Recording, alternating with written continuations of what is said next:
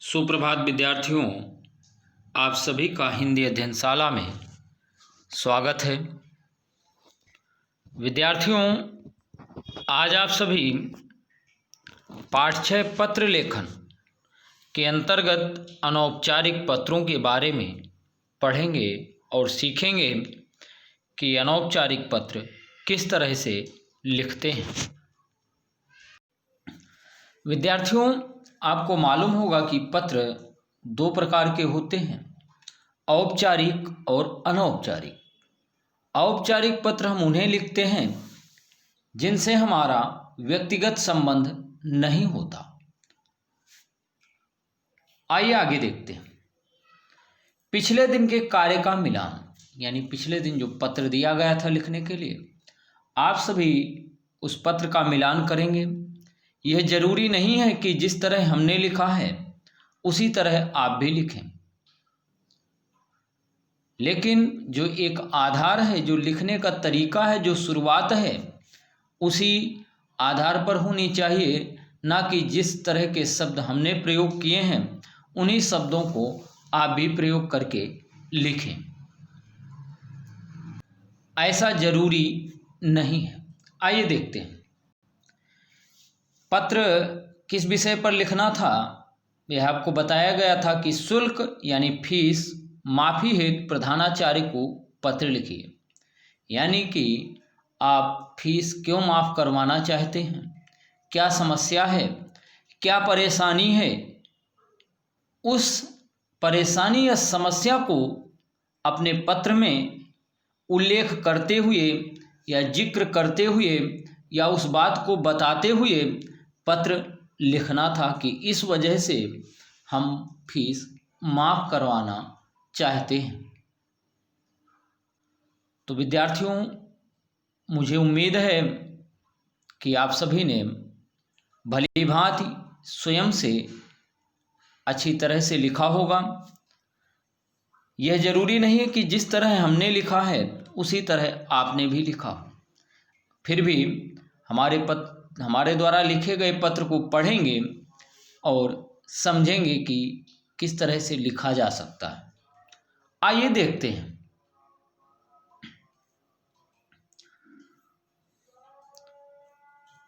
तो यहाँ पर आप देख रहे हैं विद्यार्थियों, प्रार्थना पत्र है।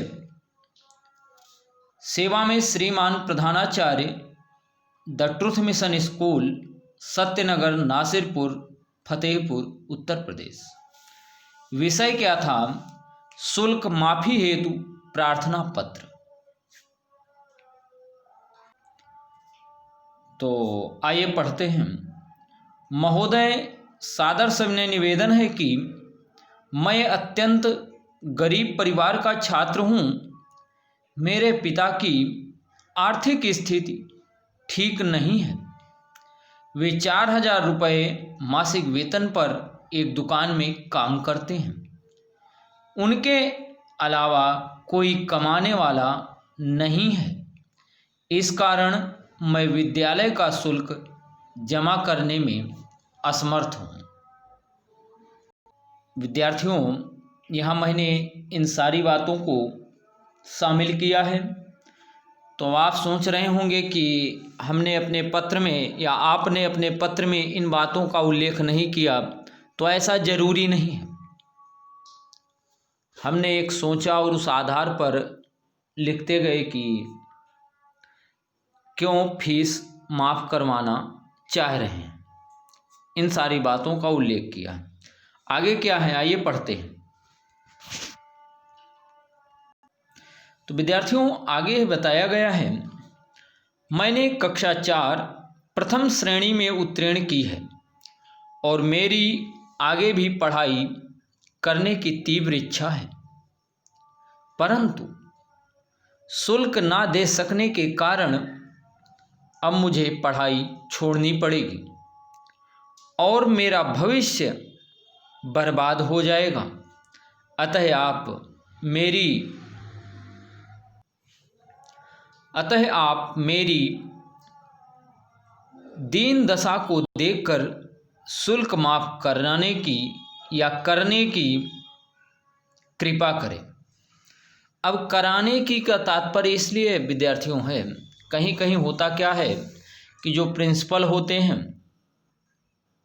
उनका स्वयं का विद्यालय नहीं होता, तो ऐसी स्थिति में उन्हें मैनेजर से या अन्य किसी से कहना पड़ता है। लेकिन जहाँ स्वयं का विद्यालय है वहाँ कर सकते हैं, तो इसी वजह से मैंने कराने लिख दिया था। शुल्क माफ कराने या करने दोनों लिख सकते हैं कि कृपा करें। इसके लिए मैं आपका आभारी रहूँगा। आपका आज्ञाकारी शिष्य आकाश सिंह, कक्षा पंचम, दिनांक ये जो लिखा है 8/11/2020। विद्यार्थियों यहाँ पर जो नाम है आप सभी अपना लिखेंगे। अगर आप छात्र हैं, छात्र यानी लड़का है तो शिष्य, अगर छात्रा हैं तो शिष्या लिखते हैं। इस तरह से आभारी रहूँगा, अगर आप छात्रा हैं तो आभारी रहूँगी। अन्य जहाँ पर आप पढ़ेंगे और वाक्यों को समझेंगे कि कहाँ पर रहूँगा यानी छात्राओं को कहाँ पर अपने अनुसार क्रिया का प्रयोग करना है या शब्दों में परिवर्तन करना है छात्राओं को, तो उस पत्र को पढ़ना है और जब लिखेंगे तो ज़रूर समझ में आएगा कि कहाँ पर क्रिया बदलनी चाहिए। तो विद्यार्थियों आप सभी ने पत्र लिख लिया होगा और समझ भी लिया है कि इस तरह से हमने समस्याओं का जिक्र किया है और इसी वजह से शुल्क माफ़ करवाना चाहते हैं,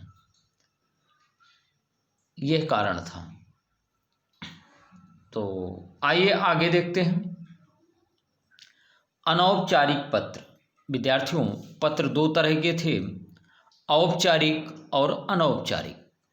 औपचारिक पत्र हम उन्हें लिखते हैं जिनसे हमारा व्यक्तिगत संबंध नहीं होता, जैसे प्रधानाचार्य को पत्र लिखते हैं। अब प्रार्थना पत्र लिखना है, शिकायत पत्र लिखना है, और तो क्या प्रार्थना पत्र लिखने के लिए आप मामा को प्रार्थना पत्र लिखेंगे? क्या मित्र को प्रार्थना पत्र लिखेंगे? क्या भाई को प्रार्थना पत्र लिखेंगे? क्या पिताजी को प्रार्थना पत्र लिखेंगे? नहीं। प्रार्थना पत्र जो है विद्यार्थियों प्रधानाचार्य जी को लिखे जाते हैं या अधिकारियों को लिखे जाते हैं। तो ये क्यों लिखे जाते हैं? कोई आवश्यक कार्य करवाने हेतु या किसी समस्या के बारे में बताना और उस समस्या के निराकरण हेतु ये पत्र लिखे जाते हैं। तो बात थी वो औपचारिक पत्रों की। अब हम बात करते हैं अनौपचारिक पत्रों की। तो आइए देखते हैं अनौपचारिक पत्र किसे कहते हैं। विद्यार्थियों इन्हें यानी इन अनौपचारिक पत्रों को घरेलू या पारिवारिक पत्र भी कहते हैं। किसे घरेलू या पारिवारिक पत्र कहते हैं? तो अनौपचारिक पत्रों को। भाई बहन। विद्यार्थियों अनौपचारिक पत्रों को घरेलू या पारिवारिक पत्र भी कहते हैं। भाई बहन, माता पिता, रिश्तेदारों या मित्रों को लिखे जाने वाले पत्र अनौपचारिक पत्र कहलाते हैं या अनौपचारिक पत्र होते हैं। तो आप समझ गए होंगे बात को कि माता पिता, रिश्तेदारों, मित्रों, सगे संबंधियों आदि को जो हम पत्र लिखते हैं वह पत्र अनौपचारिक पत्र कहलाते हैं, जिनसे हमारा व्यक्तिगत संबंध होता है। आइए देखते हैं विद्यार्थियों पत्र का प्रारूप कैसे होता है। इस तरह से होता है। प्रेषक का पता। प्रेषक कौन होता है? प्रेषक का तात्पर्य है विद्यार्थियों लिखने वाला, यानी जो पत्र लिख रहा है ये जो भेज रहा है वो यहाँ पर ऊपर अपना पता लिखेगा, दिनांक लिखेगा, संबोधन किस तरह से करना है, अभिवादन किस तरह से, इन सारी बातों को उल्लेख करेगा। अब संबोधन क्या है? जैसे मान लीजिए आप पिताजी को पत्र लिख रहे हैं, पूज्य पिताजी। अभिवादन है सादर प्रणाम, चरण स्पर्श, इस तरह से अभिवादन व्यक्त करेंगे। व्यक्त करने का तात्पर्य करेंगे इस तरह से अभिवादन या उनका स्वागत या सम्मान या उनके प्रति आदर प्रकट करेंगे। तो विद्यार्थियों, इसके बाद पहला अनुच्छेद, दूसरा अनुच्छेद और तीसरा अनुच्छेद, यानी कि अपनी बातों को एक क्रम से लिखना है। और लिखने के पश्चात प्रापक के साथ प्रेषक का संबंध, यानी आपका अब संबंध कैसे, आपका आज्ञाकारी पुत्र, इस तरह से लिखना है। आपकी आज्ञाकारी पुत्री, अगर छात्रा हैं आप तो पुत्री लिखेंगे, और अगर आप छात्र हैं तो आज्ञाकारी पुत्र लिखेंगे। इसके पश्चात प्रेषक का नाम, यानी आप अपना नाम नीचे लिखेंगे। और इसके पश्चात आप अगर लिखना चाहें तो नीचे पाने वाले का नाम व पता भी लिख सकते हैं। आइए देखते हैं जिस तरह से मैंने लिखा है, एक आपको बताने के लिए यहाँ पर लिखा है। विषय क्या था कि अपनी पढ़ाई के संबंध में पिताजी को पत्र। एक छात्र है और वह अपनी पढ़ाई के संबंध में किस तरह से पिताजी को पत्र लिखेगा, इस बारे में मैंने यहाँ एक उदाहरण के तौर पर आपको बताने के लिए लिखा है। आइए देखते हैं इसको।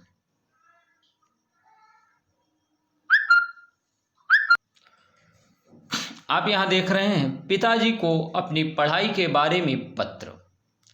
छात्रावास, यानी जो विद्यार्थी है या जो छात्र है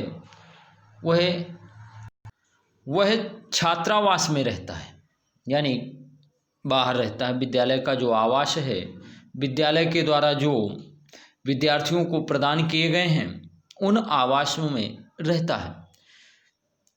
तो प्रेषक हमने आपको बताया कि जो पत्र भेज रहा है या जो पत्र लिख रहा है वह ऊपर अपना पता लिखेंगे। तो छात्रावास the truth mission school, Satyanagar, Nasirpur, Fatehpur, Uttar Pradesh, और दिनांक 10/12/2020।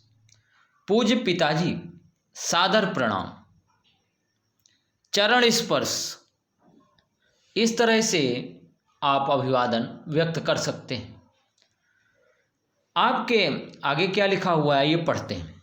आपके आशीर्वाद से मैं सकुशल हूँ और आशा करता हूँ कि घर पर भी सभी सकुशल होंगे। फिर से देखते हैं।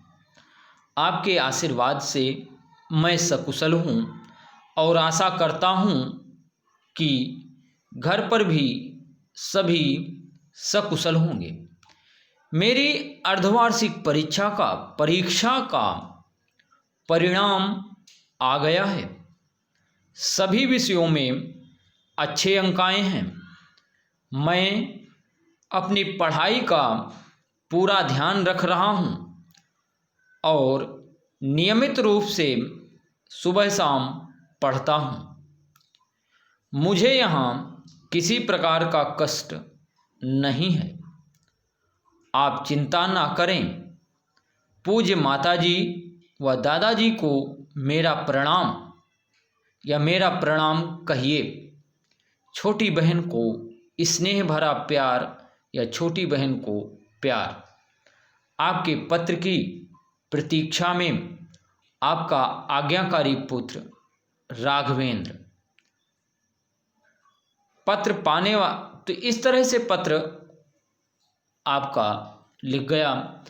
पूरा हो गया। और नीचे आप लिखना चाहें अगर, तो पत्र पाने वाले का नाम व पता लिख सकते हैं। जैसे आप राघवेंद्र हैं और राघवेंद्र के पिताजी का नाम यहाँ पर श्री राकेश कुमार है, स्टेशन रोड कानपुर।